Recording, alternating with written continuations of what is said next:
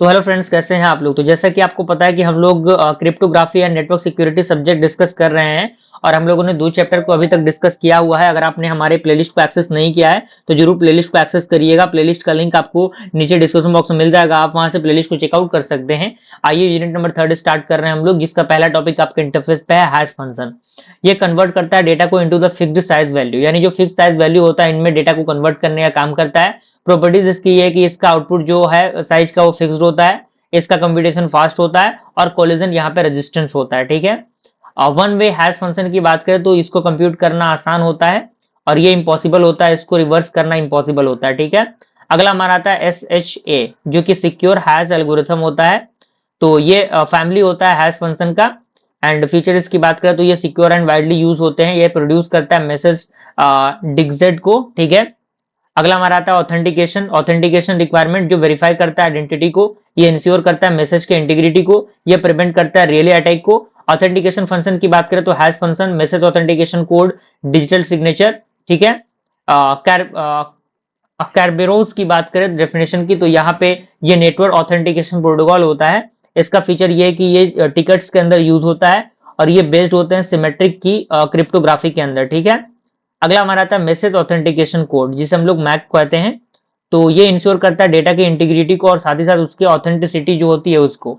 Working की बात करें तो ये यूज करता है सीक्रेट की एंड मैसेजेस को। ठीक है, अगला हमारा आता है मैसेज डिक्जेट फंक्शन।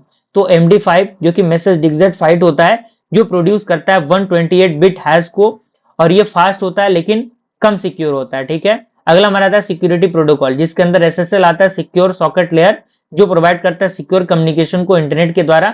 SSH जो कि आपका सिक्योर सेल होता है, जो सिक्योर रिमोट होता है लॉगिन प्रोटोकॉल। फीचर्स की बात करें तो इंक्रिप्शन, ऑथेंटिकेशन, डेटा इंटीग्रिटी, ये इनके फीचर्स होते हैं। अगला हमारा आता है डिस्क इंक्रिप्शन। तो ये इंक्रिप्ट करता है इंटायर स्टोरेज डिवाइस को। पर्पस ये है कि इसका ये प्रोटेक्ट करता है डेटा को from the unauthorised access. Government access to the की बात करें तो ये पॉलिसी जो अलाउ करते हैं गवर्नमेंट, जिनके कि वो एक्सेस कर पाते हैं इंक्रिप्शन कीज को। ठीक है, यानी गवर्नमेंट के द्वारा चीजें इसके अंदर हो पाती हैं। डिजिटल सिग्नेचर की बात करें तो ये इलेक्ट्रॉनिक सिग्नेचर होता है जिनका हम यूज करते हैं वेरीफाई करने के लिए ऑथेंटिसिटी को। कंपोनेंट इसके अंदर मैसेज, हैश फंक्शन, प्राइवेट की यूज होते हैं। वर्किंग की बात करें तो सिग्नेचर जनरेशन, जिसमें कि hash message encrypt hash using the private की। सिग्नेचर वेरिफिकेशन, ये डिक्रिप्ट होता है यूजिंग द पब्लिक की। And compare the hash application कहाँ कहाँ यूज होता है तो ई-कॉमर्स के अंदर, ईमेल सिक्योरिटी के अंदर, ऑनलाइन ट्रांजेक्शन के अंदर। ठीक है, स्टैंडर्ड्स की बात करें तो DSS digital signature standard use होते हैं।